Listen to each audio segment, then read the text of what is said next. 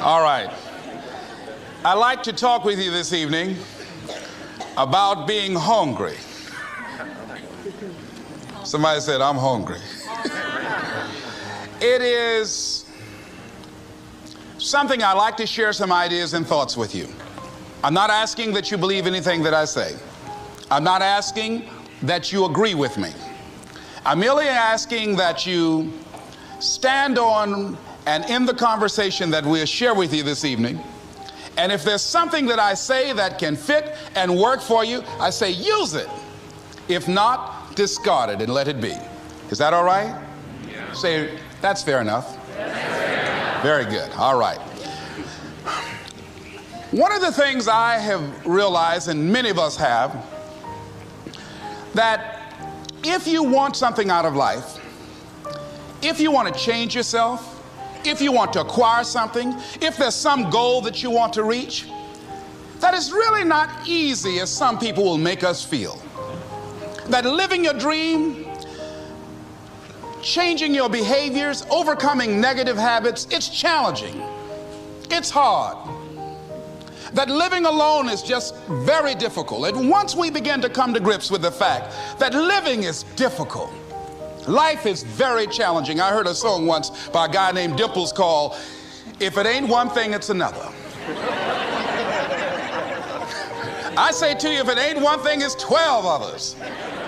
Always something. You will never ever have a problem-free moment in life.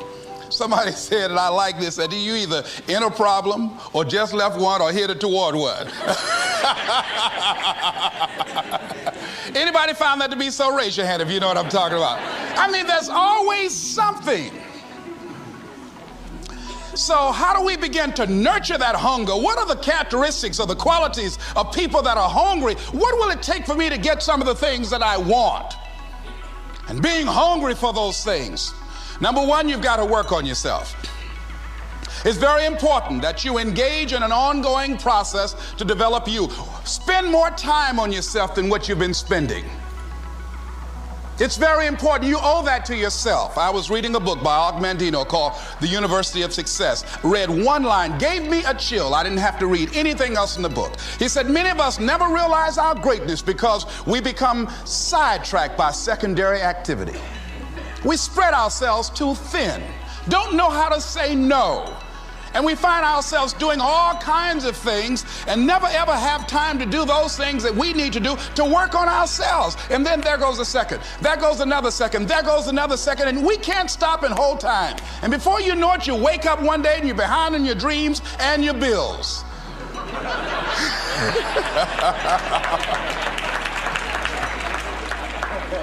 So decide that you're going to take some time to work on you, that you deserve that from yourself, that your life deserves some prime time because you are creating your own production.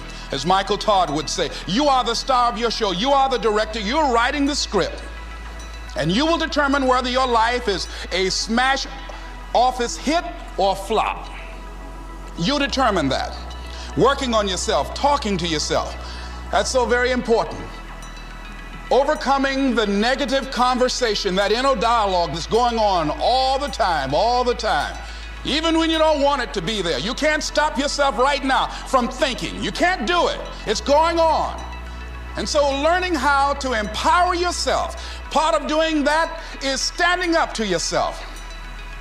You've got to stand up inside yourself sometimes and say, shut up.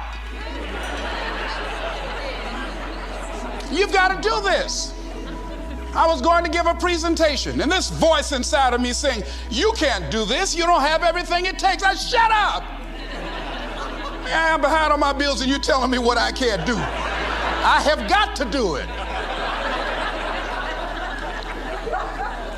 You'll get scared sometimes. Your mind will go blank on you. Some people you will allow to unnerve you, and you wonder, what's wrong with me? I'm not crazy. That's why you've got to learn to make a conscious, deliberate, determined effort to stand up inside yourself. Working on yourself, watching that inner dialogue, it will determine the quality of your life.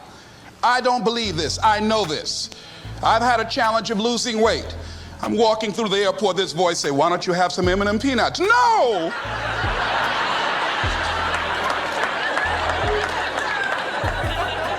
Well, just one.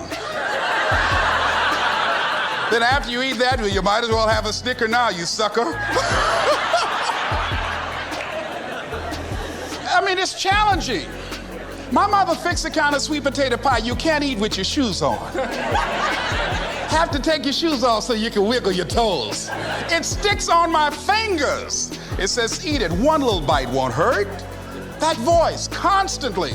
Little demons from Colonel Sanders driving my car in there. I had to say, no. I'll diet tomorrow. I saw a skinny man get hit by a truck. Had he had a little bit more weight, he might have lived, you know. Some of you know what I'm talking about. Raise your hand if you know that. That voice is awesome. So you have got to stand up to that voice.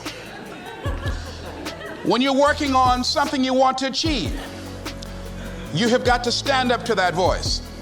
You've got to sell yourself every day on your abilities, on what you're doing, on the goal that you want to reach. You've got to sell yourself every day, according to your level of belief.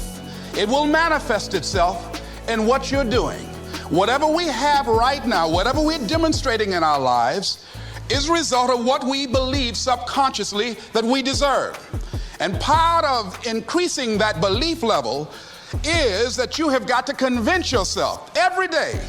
You've got to sell yourself. I do a lot of training for many corporations, and I conduct sales seminars, and I've heard all kind of guys doing techniques and training people techniques of how to close sales and how to work with and begin to control the sale and how to ask for the close. Let me share something with you.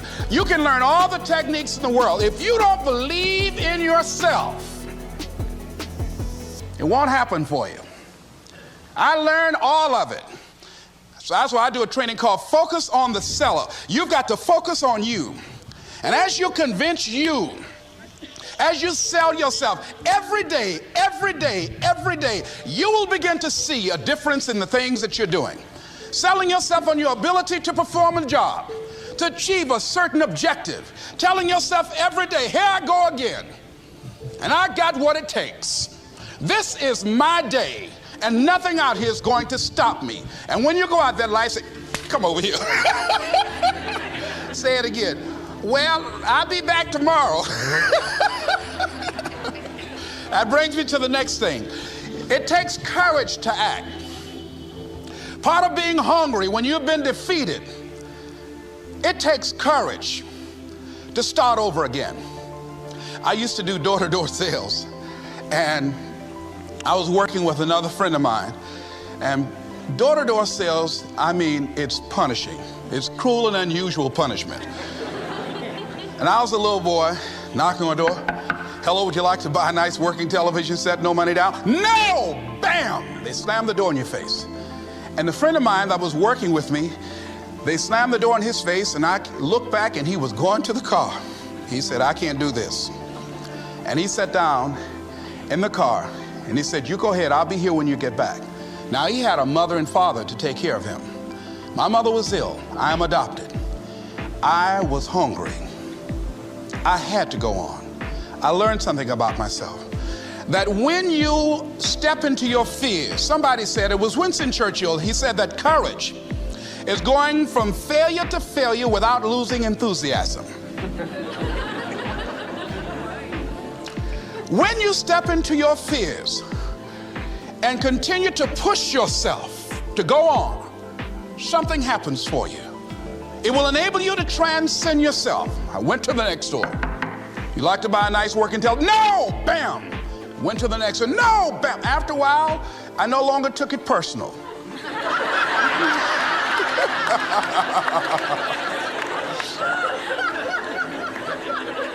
And I began to play a game. I said, well, I know there's a yes out here somewhere, and I'm going to keep on until I find it. And I'm not going home until I do. And I continue to knock on doors. And then somebody eventually would say yes. And I said, are you sure? And I would go in there and I would get the sale. When you have something you want to do, if you don't develop the courage to do that which has been given you to do, and you spend a lot of time going around trying to convince other people or trying to get their approval, what will happen is that you will lose your nerve. And other people will convince you that what you're doing doesn't have any value, and you'll give up on your dream. It's an interesting thing about life, I've also found, that if you don't have the courage to act, sometimes and particularly if you have something special to do, life will move on you. If it were not for life, I would still be a disc jockey. I didn't just leave voluntarily to go to the state legislature. I was fired. I was working on a job, and I came home one day. I was married at the time, and I told my former wife, I said, that guy Bert I work for is stupid. She said, if he's so stupid, why does he sign you a paycheck? Now you see why I divorced her, right? I couldn't stand her. That night, I could not sleep well. Here was a guy that was controlling my life. I was going through all kinds of changes because this man controlled my paycheck. And it was Carlyle who said, truth crushed to earth shall rise again. Winston Churchill said, the truth is incontrovertible. Malice may attack it, ignorance may deride it, but at the end there it is. And we know scripture that says, ye shall know the truth, and the truth shall set you free. And the truth that I had to come to grips with, that I wasn't in charge of my destiny. The truth was that I wasn't giving all that I had. The truth was that there are some things that I wanted to do, but I didn't have the courage to act on those things. And the truth was that Bert Childs was a blessing to me. He made life so miserable for me, I had to start looking at my life differently. I started going to work earlier. I started being the last one to leave there. I started working harder than anybody else. The other guys could not. Why would you work so hard, Les? I said, I'm not working for them. I have been cheating, Bert, I thought. I've been cheating myself and my family. Wherever you are, whatever you're doing, do it with everything that you have. Develop the habit of giving more than what you're paid for. Develop the habit of setting standards that others will be measured by. Someone said, do not go where the path may lead, but go where there's no path and leave a trail. All right? It is easy to be negative today. It is easy to have low morale today. I was at a corporation and they're going through downsizing and going to lay off some 1,500 people over the next few weeks. It's very depressing there. And those people that stay there 9 times out of 10, they're just going to do just enough to keep from getting fired. Anybody can do that. But if you can begin to harness yourself and say that where I am, I'm going to do the best I can with what I got, because that is an expression of who I am.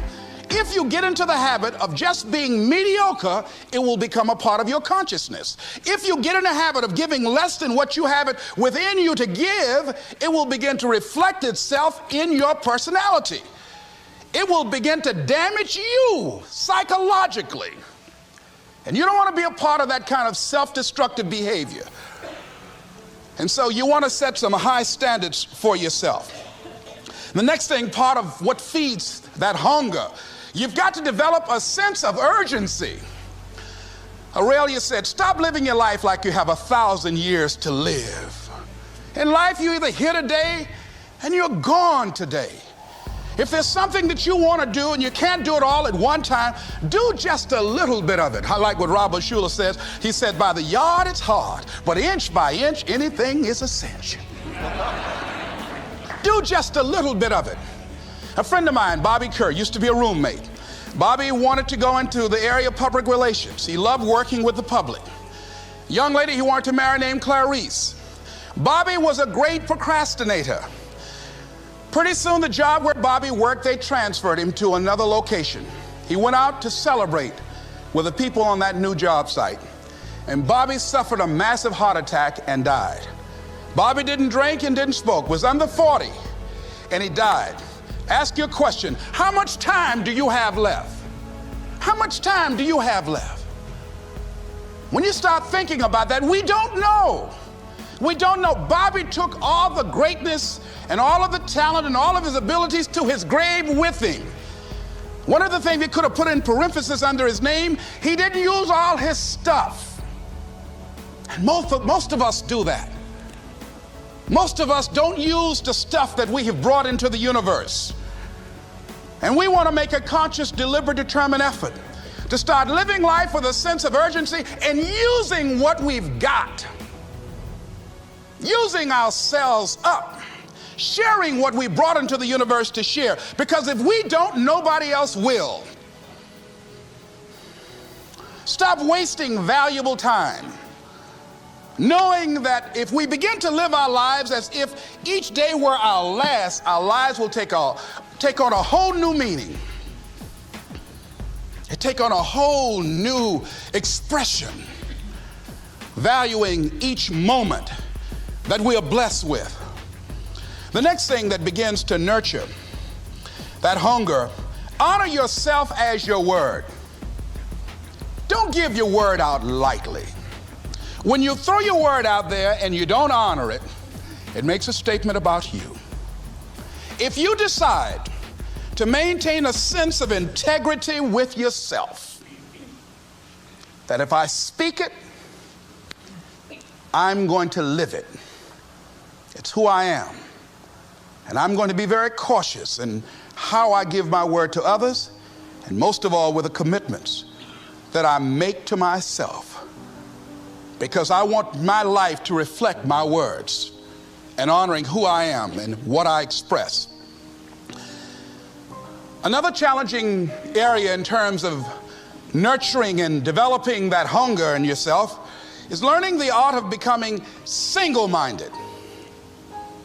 Learning how to concentrate. Learning how to focus in.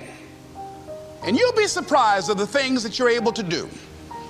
When you learn how to block things out, when you learn how to keep thine eyes single, you'll be surprised at the ideas that will come to you, of the people that you'll be able to attract, of the opportunities that you'll be able to see. You'll begin to see things that have been standing there looking you in the face and say, I can't believe this has been here all this time.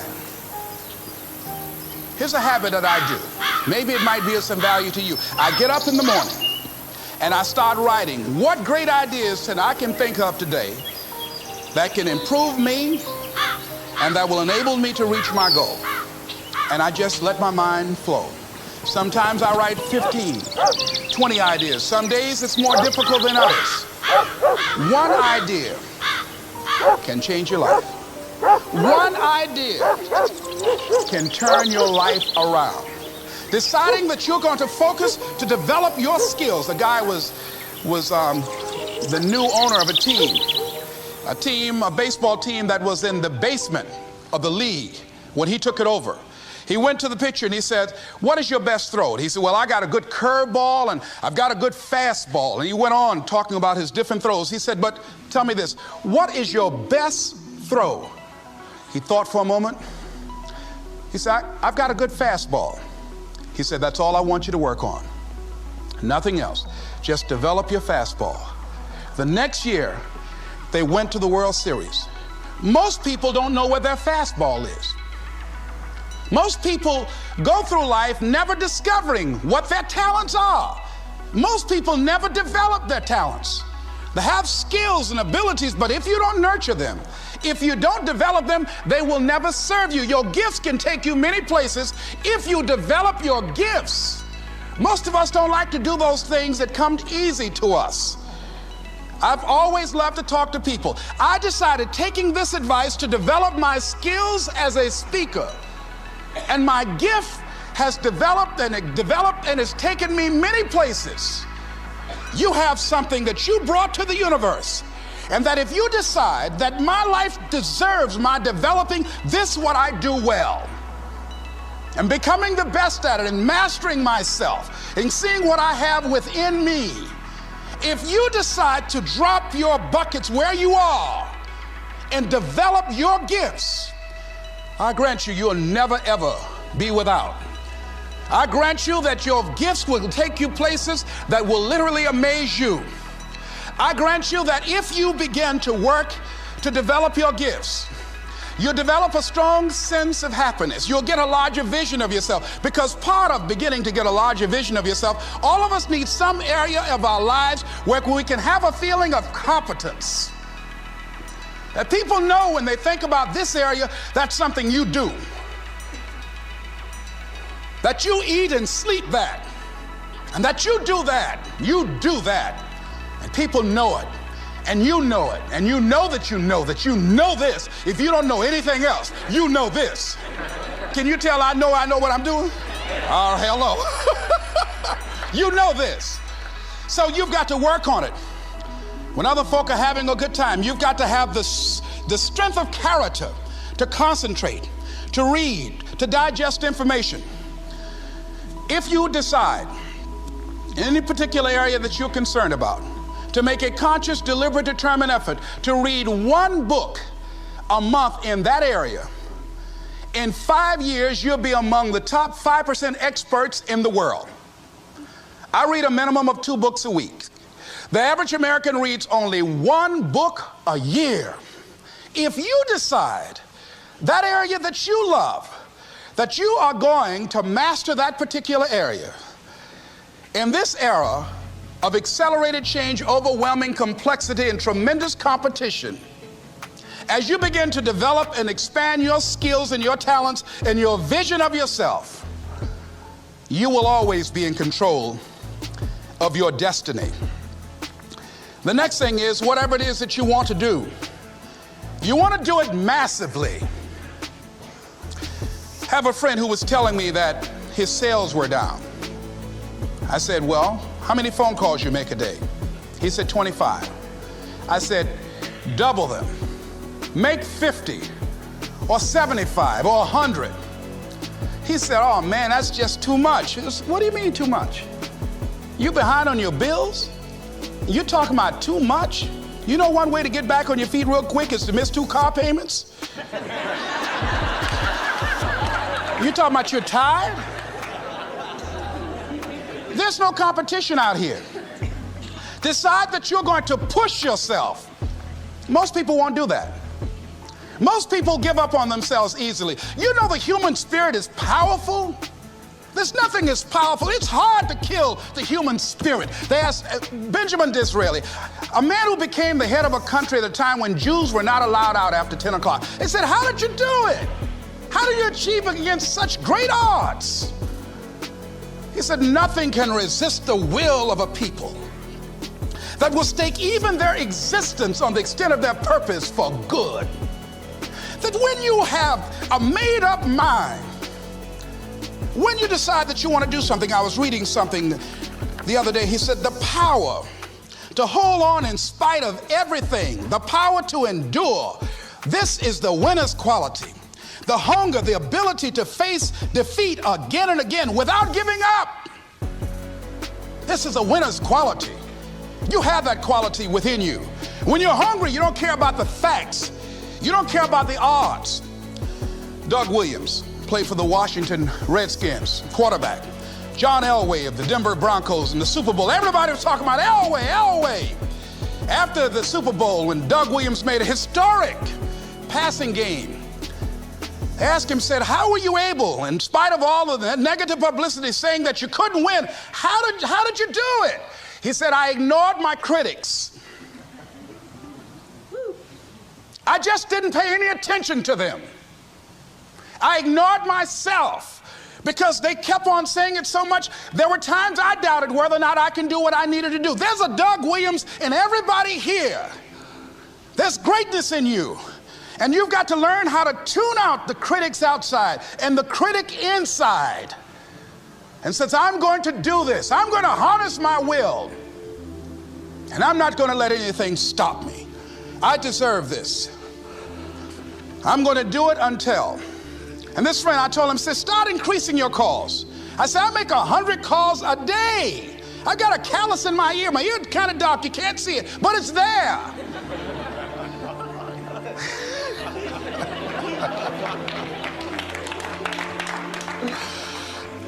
His sales have increased. He's working harder now. The other thing is that if you want something, you have got to be relentless. You've got to learn how to become resourceful. You've got to learn how to become creative. When crises strike in your life, and in the Chinese language, crises mean danger, but it also means opportunity. And this is an opportunity for you to grow.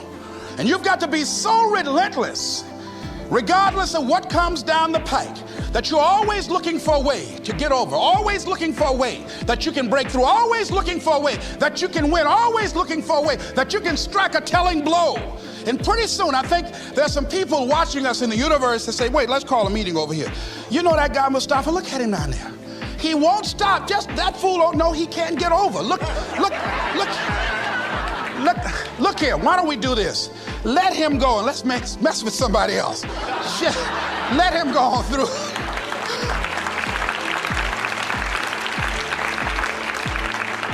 Life will just get tired of whipping you sometimes. And just say, let's just let this one go. I believe this. Now, no one has told me this, but I just kept on kicking. I didn't have sense enough to stop. I was intelligently ignorant. I didn't know what I couldn't do. So I just tried anything. And the fascinating thing about life, because you can't get out of it alive, you might as well have a good time, you know? You might as well have a good time. Live your life with passion, with some drive. I was giving a seminar the other day, and I mentioned that I was going to do some training in August with some young teenagers and take about 100 away to a 2 or 3 day camp and wipe them out. Been working on this. So after the speech, one of the parents walked up to me and said, Mr. Brown, I'd like for you to do something for my son. He's not motivated.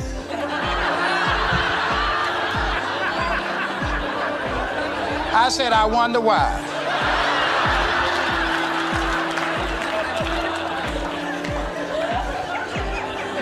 I wonder what's wrong with him. He had no fire whatsoever. See, what you do speaks so loudly, folk can't hear what you're saying. And so if you don't have any fire, you've got to watch the people, the relationships that you develop. Have people of kindred mindsets. If you're around folk who are dead and negative all the time, they will affect you. You want people that are around you that have smiles on their faces, looking good. I was telling a group last week, Abraham Lincoln refused to hire a guy because of his face. They said, but the guy can't help it. He said, anybody over 30 is responsible for their face. If you have some depressing face looking at you every day, it affects your blood pressure. Keep these dead faces away from you. It's contagious. This is serious. So you've got to watch your countenance, watch your face, have an uplifted expression, watch your body posture. All of these things affect you psychically. You got to be the kind of person that you are fearless. Fearless. Folk leave fearless people alone. There's some people walk through a neighborhood and every dog in the neighborhood would bark at them.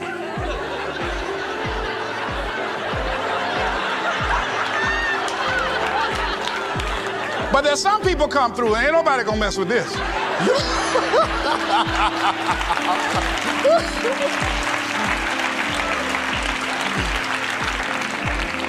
You are unstoppable. And because you are unstoppable, because you've got power that you haven't even begun to use yet, you owe it to yourself to release your brakes. How many of you have the experience of pulling out of your driveway and you mashed on the accelerator and the car was just going, it couldn't move, and you mashed harder and it couldn't move, and then you discovered you had your emergency brakes on. And then you release those emergency brakes and it goes, choo! Have you ever had that experience before? Most of us go through life with our brakes on, holding back, not giving all that we have, not sharing all of ourselves. Most of us go to our graves still holding on rather than releasing it. What are some of those things that keep us from releasing it? Because of past experiences, past defeats, past pain. We look back, well, it didn't work out then. It probably won't work out now. Many people get confused their performances with who they are. I was reading Pat Riley, the coach of the Los Angeles Lakers.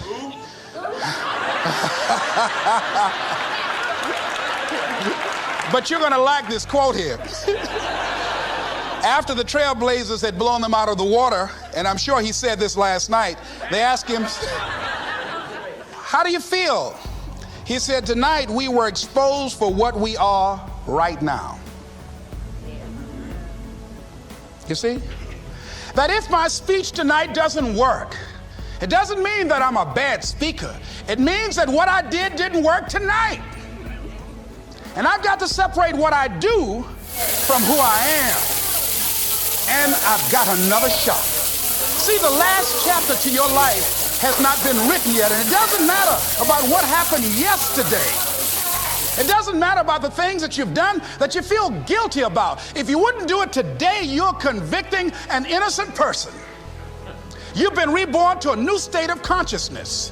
And as they say, if we knew better, we would do better. And so you begin to decide, I'm not going to be denied. I remember, and I was telling someone, and they asked me, would you repeat that again? I was interested in going into broadcasting. I'm adopted. And that was my key out. I wanted to make my mama proud of me. I was very much appreciative of what she's done for my brother and sister and I. And that was my way out. And I went over to a radio station, asked a guy and told him that I was interested in broadcasting. He looked at me in my straw hat and my overalls. He said, you have any broadcasting background? I said, no, sir, I don't. What do you do? I cut grass. Young ladies asked me what kind of work I do, and I was working on a garbage truck. I say, well, I'm a sanitary technician. He said, we don't have any job for you. I decided that was something I was going to do. I decided I'm unstoppable. I'm going to go up in here and I'm going to do this. I started going to the radio station every day, developing a relationship with the people that were doing what I wanted to do. And that's what I encourage you to do. Whatever area you want to go in, find people that are doing it the way you want to do it and develop a relationship with them. When I decided to go in this area, I wrote letters to Dr. Norman Vincent Peale, to Zig Ziglar, to Dennis Waitley, all of the giants in this area. And I said, this is something I want to do. I've been following your career. Would you help me? Dr. Norman Vincent Peale answered my letter, did an article on me, wrote about me in the most recent book that he issued, and done many broadcasts about me. I'd wanted to develop a relationship and rapport with those people that were achieving those things that I wanted to achieve. By the same token, I would go to the radio station, and I developed a relationship with the guys. And they used me as an errand boy when they needed some food or someone to go pick up entertainers that came into town. Temptation singing My Girl, Jerry Butler singing For Your Precious Love, Sam Cooke singing Darling You Send Me. I would pick up the entertainers at the airport and drive them around in the disc jockeys, big Cadillacs. They didn't have any driver's license, but I was acting like I had some.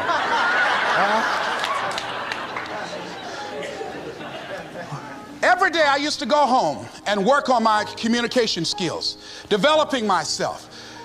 It was Whitney Young. He said, it's better to be prepared for an opportunity and not have one than to have an opportunity and not be prepared. Start working and developing yourself now and prepare yourself for what it is that you want, because you expect to get it. And when the disc jockeys were in the control room, I would go in and watch them and develop a trust level, and they would let me stay, and I would watch and observe them working the controls.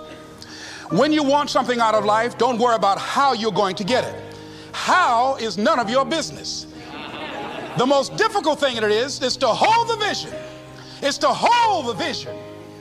So there I was at the radio station. A guy was on the air and he started to drink by the name of Rock. I was outside the window looking at him and watching. Hungry and ready, saying, drink, Rock, drink. Pretty soon the phone rang. It was the general manager. I said, hello? He said, Les, this is Mr. Klein. I said, I know. He said, Rock can't finish his program. He's slurring his words. I said, I know. Can you work the controls until one of the other disc jockeys come in? Would you call them? I said, yes, sir. I hung the phone up.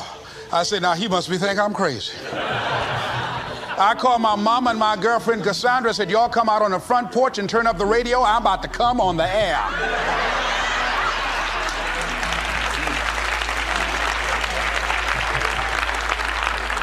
I waited about 15 minutes. I called him back. I said, Mr. Klein, I can't find nobody. He said, well, why don't you go in there and work the controls until they get there? And don't say nothing here. I said, yes, sir. I couldn't wait to sit down at that turntable, Mustafa. I said, look out, this is me, LB, Triple P, Les Brown, your platter playing Papa. There were none before me, and there will be none after me. Therefore, that makes me the one and only. Young and single and love to mingle, certified, bona fide, and indubitably qualified to bring you satisfaction and a whole lot of action. Look out, baby, I'm your love man. I was hungry.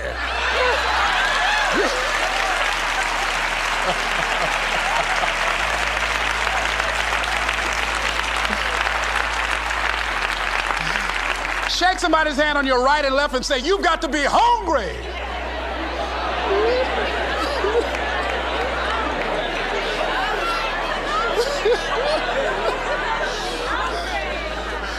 Boy, y'all something else. You hear me? You want to be persistent about what it is that you want to achieve. Alexander Graham Bell said, what this power is, I cannot say. All I know is that it exists, and it becomes available only when a man or a woman is in that state of mind in which he or she knows exactly what he or she wants and is fully determined not to quit until they find it. When our children are learning how to walk, how many times will your baby attempt to walk and fall and you just say, just sit down, don't try anymore, you've fallen 20 times. Just sit down somewhere, busting your lip and everything, getting in folks' way. When will a baby walk? It will walk when it walks. That's when it will walk. Les, when will you be known nationally as the motivator? I will be known when I'm known. That's when I'll be known. Don't get caught up in, well, I've tried it 4 or 5 times and things didn't work out. If there's something that you want and you're hungry for it, you've got to do whatever is necessary until. And when you give the best you can and that's not enough, you must do what is required. And don't give up on yourself. Don't throw the towel in so quickly. Many people give up on the 1-yard line, where if they have the determination just to keep on knocking. It's a funny thing about life.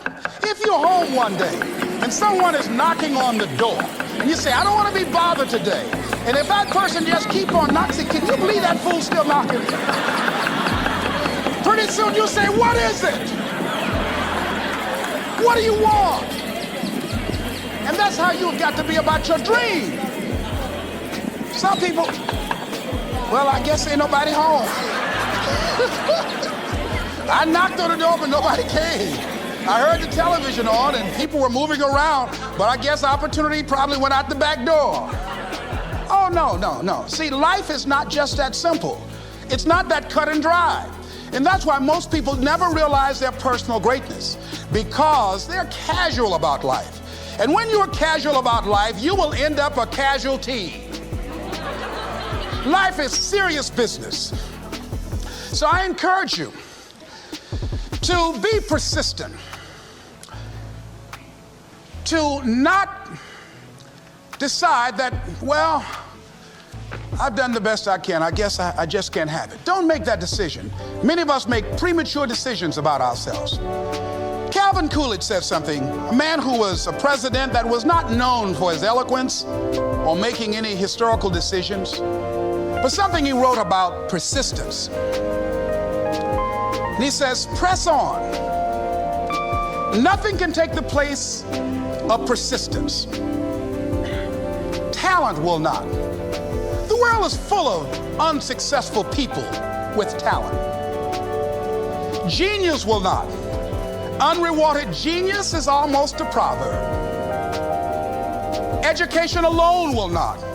The world is full of educated derelicts. Persistence and determination alone are omnipotent.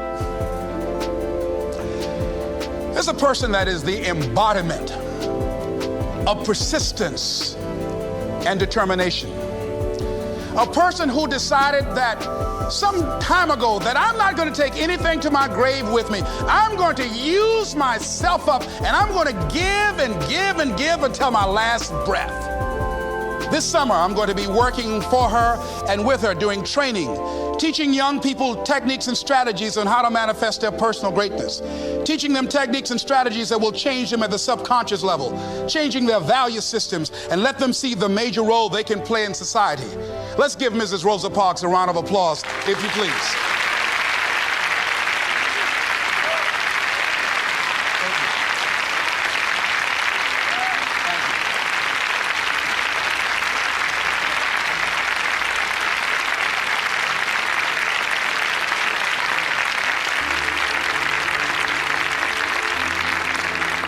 Here we are in the presence of greatness. Mrs. Parks, people over here couldn't see you. Would you come up? Could you? She's such a beautiful person.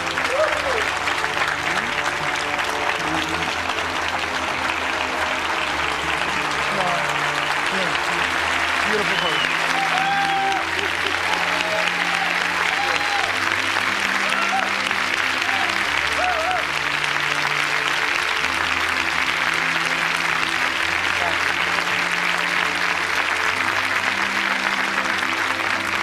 I encourage you to see Mrs. Parks and Mrs. Elaine Steele about the Rosa and Raymond Parks Institute for Self-Development. If you're interested in your children participating in that, they have some information over here to share with you.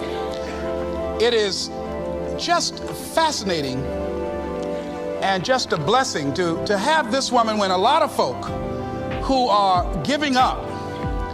And here this year she celebrated her 75th birthday and still has a dream of being an instrument of change.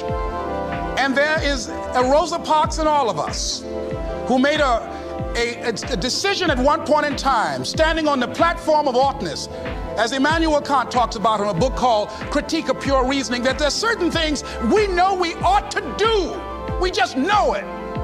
We owe it to ourselves and those around us. I don't know what your dreams are. I don't know what your goals are. But let me leave this with you. Mine is to be the best son that I can to my mother. Mine is to be the best father that I can to my children, and to be the best servant that I can to humanity, and the best man that I can to the woman that I've decided to share my life with. Whatever your goals are, I know that you can achieve them. Here's something that I'd like to leave with you. It says simply that if you want a thing bad enough to go out and fight for it, to work day and night for it, to give up your time, your peace, and your sleep for it, if all that you dream and scheme is about it, and life seems useless and worthless without it, and if you gladly sweat for it and fret for it and plan for it, and lose all your terror of the opposition for it, and if you simply go after that things that you want with all of your capacity, strength and sagacity, faith, hope, and confidence, and stern pertinacity, if neither cold poverty, famish, or gout, sickness, or pain of body and brain can keep you away from the thing that you want, if dogged and grim you besiege and beset it, with the help of God you'll get it. This is Mrs. Mamie Brown's baby boy, Leslie Calvin Brown, saying it's been a plum-pleasing pleasure as well as a privilege. Thank you.